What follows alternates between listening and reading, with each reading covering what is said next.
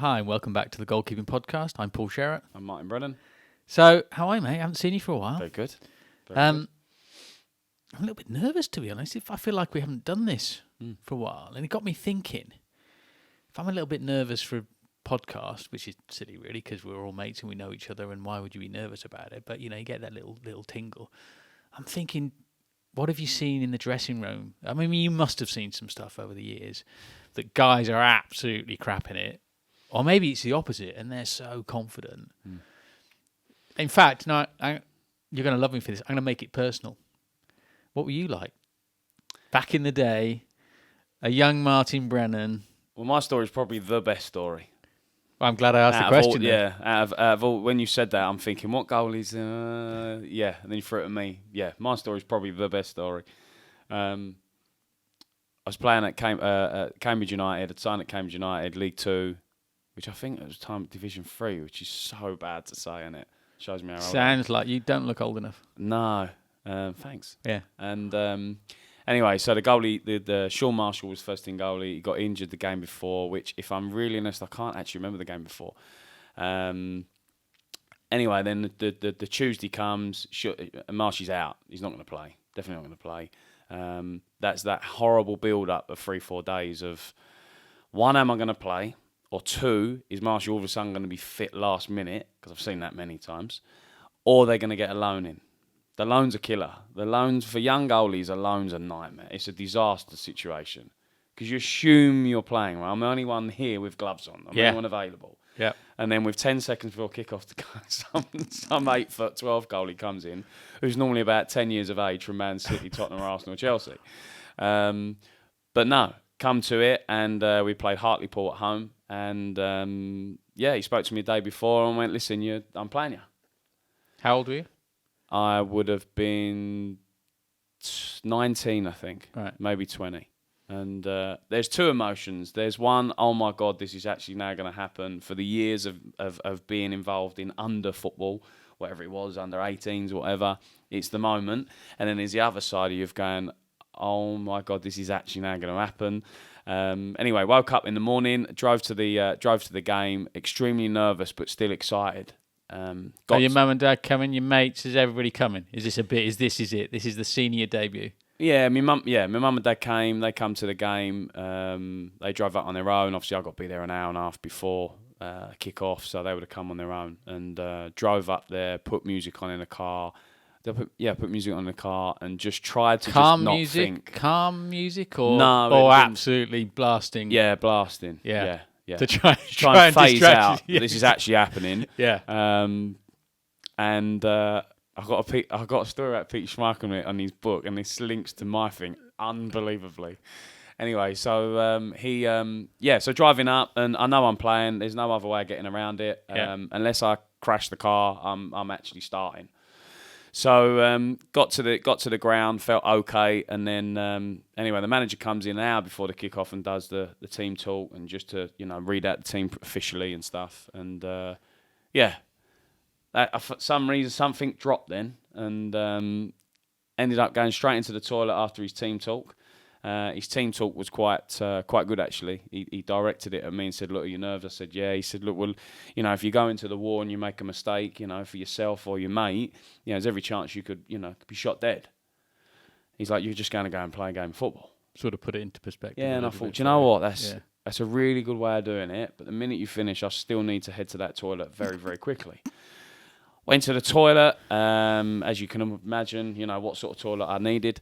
And then came back out 5 minutes later, just before I even started getting ready to go out for work, needed to go in again. So I went in again. This happened 3 times. Finally got the courage to actually put my kit on to go out for the warm-up, not even the game. Come back in, needed a couple of toilets again after the warm-up. And just couldn't, I couldn't control myself before the warm-up whatsoever. Like, the feelings is just... It's strange because you work so hard to get to this point, and you think this was a big day for me. It was a big day because it's a professional game, and I was always told once you've got that game in, no one can take that away from you. Whether you play one game or 6,000 games, it's irrelevant. You've kind of achieved the goal, if you like. Anyway, went out for the warm up and come back in and settled a little bit after warm up. You feel a bit more confident. You've touched the ball. You've seen the crowd and whatever. And to be honest, after that, I felt okay. Once the game kicks off and the whistle goes and you've got a touch of the ball, you kind of settle a little bit. And it's weird. Everything around you don't really take much notice. You know, I know when people say, "Oh, well, people shouting stuff in the crowd," you don't really, you know, you're so in the zone of stuff you don't really notice it. But yeah, like ridiculously nervous, silly. I'm so glad you told me that story, because that's why they called you Sick Shit Brennan, isn't it? Yeah. I mean, it stuck with you from 30 years later. Yeah. You're there. Well, I tried to go down a nice approach. Yeah, and then you just come hang on with a shit approach. So, well, but that's what I mean. There's no, you can't beat around the bush here, can you? No. Well, I didn't. Well, No. I might have even gone in the bush as well. So yeah, there's every chance of that. Exactly. But yeah. Well, after that first occasion,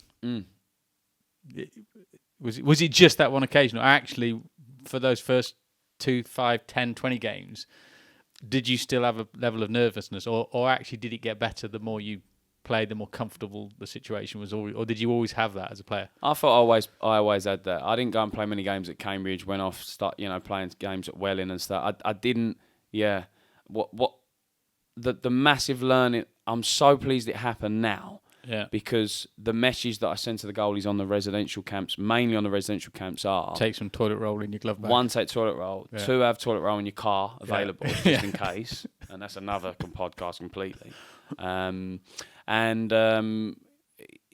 You realise that it's like driving. You when you pass the test, you're nervous, and then before you know it, 2, 3 years down the line, you're driving with one knee while texting, while eating a burger, while having half kip on the way to a long journey game while you're driving. You know, you all of a sudden become stupidly relaxed, and I didn't realise that was part of the professional game, if you like, that you've got to get through that bit.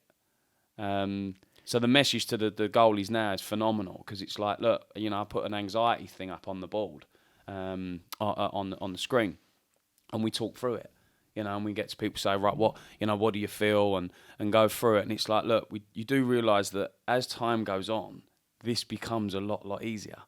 But yeah, it's. Is it good to be nervous, or doesn't? Is that a silly question, really? I think nerve shows that you care, that you're bothered by the situation, that you care. I have not so much goalies, but I've met players in dressing rooms that you just stand back and you watch them and you think, I don't know if you're that bothered whether 1, you're playing, 2, you're not playing, 3, you're here, 4, you're not here, but the problem is with that, you never know what someone's thinking in their own head, do you? That's the point of it. No, because my guess is, and I'm sure you'll have had players that have done this. There'll be players that are massively nervous, but they're completely hiding it in whatever way. They're plugged into their headphones, sitting in the corner, saying nothing at the one end of the scale, or the other end of the scale. They're whipping up the dressing room, and they're the joker, they're the clown. Yeah. Both are doing it to distract themselves from the fact that, bloody hell, I'm really nervous here. I'm bricking it. Yeah, you never know. That's the point of it, And like you say, looking back now, I'm a little bit older. Looking back when I was younger, coaching in dressing rooms, there's a lot more people that I said now were ridiculously nervous, because I would have read them differently. But then I'd have looked and gone, "Oh, he's really confident. Yeah. He's really sure of himself." But now you go back in that dressing room, you go, "It's actually the complete opposite," and you're covering a lot of this up. But we had Scotty Shearer on a previous podcast. Yeah. My guess is he'd have been the clown. Interesting, was he a clown because he was nervous? Don't know. Maybe we'll get him back on and ask him. Yeah, for some reason the Port Vale, we play Port Vale away, and I don't know why. I've done so many games that highlighted for me, and Shears was like 10 seconds, 30 seconds away from going out to start the warm-up, and he's still pissing about. Like, he's still pulling people's trousers down. He's still putting fingers up people's bums. He's still, just everything went on with it. And you think, was it a nervousness, or was...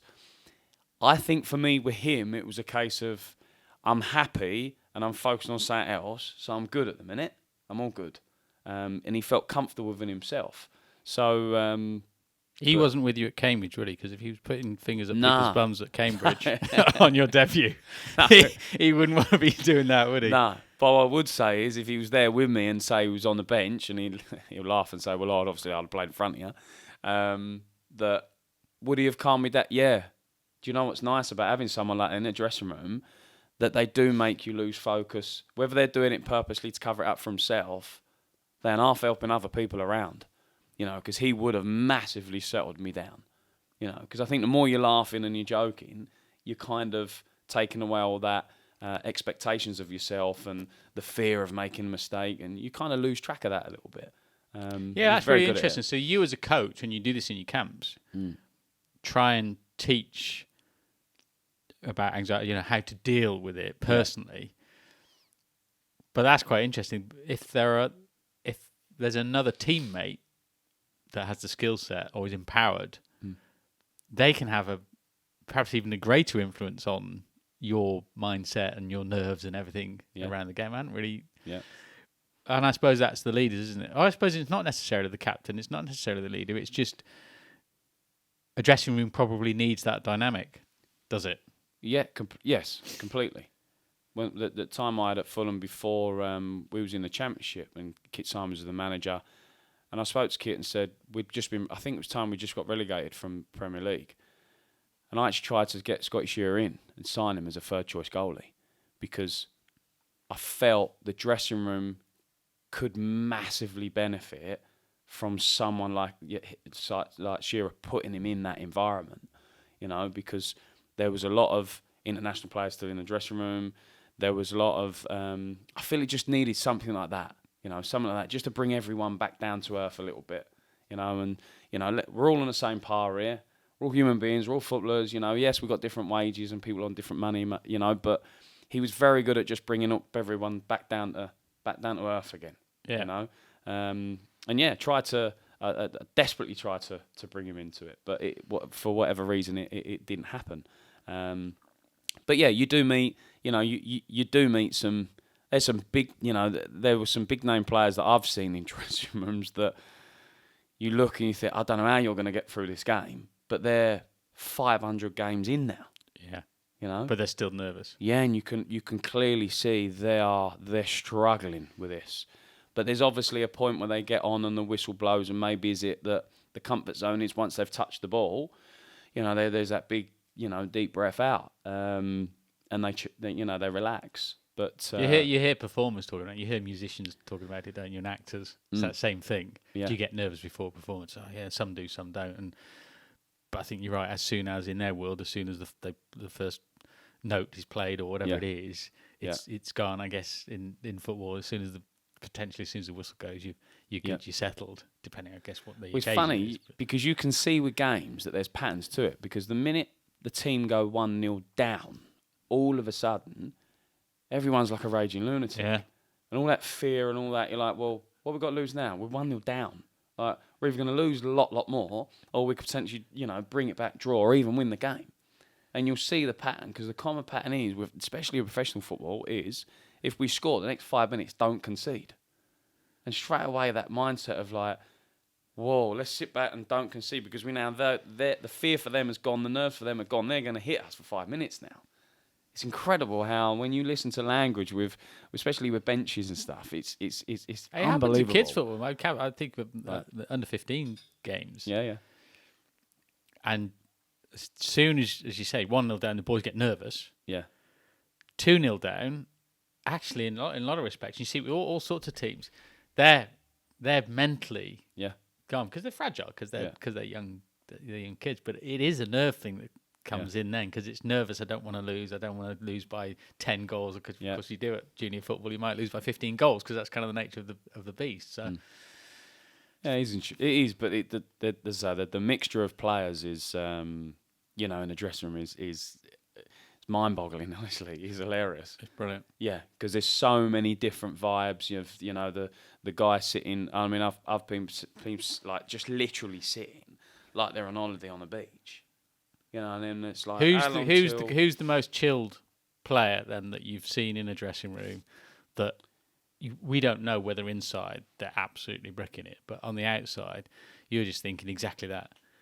This guy's he's got his feet. Nicky Ball at Wickham was something else. He was something else. I mean, he's literally got a cup of tea. His feet are up. And we're like, we could be 25 minutes to kick off here. And he's just like, he was so secure as a human being in his own head of his own ability. He knew how good he was. There was no arrogance. There was no social media for him. You know, it was just a case of, I've done this so many times. I know what's coming. I'll have to deal with a cross.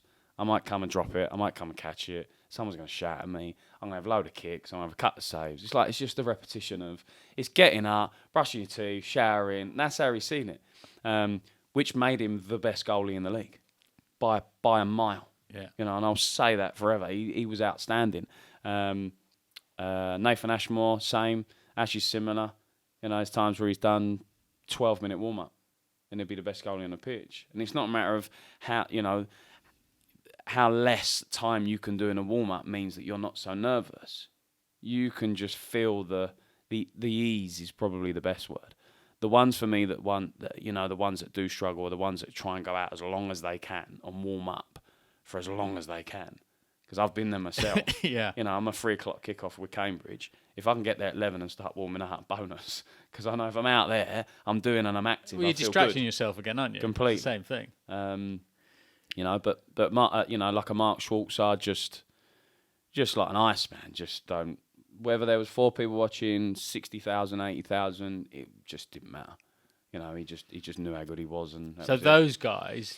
Venue doesn't matter. Stadium doesn't matter. I don't think so. With you, with your toilet roll in your glove bag. Yeah.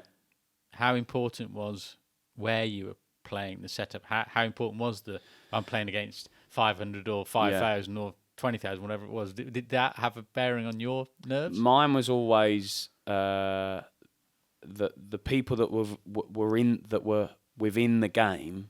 They were the ones that made me nervous.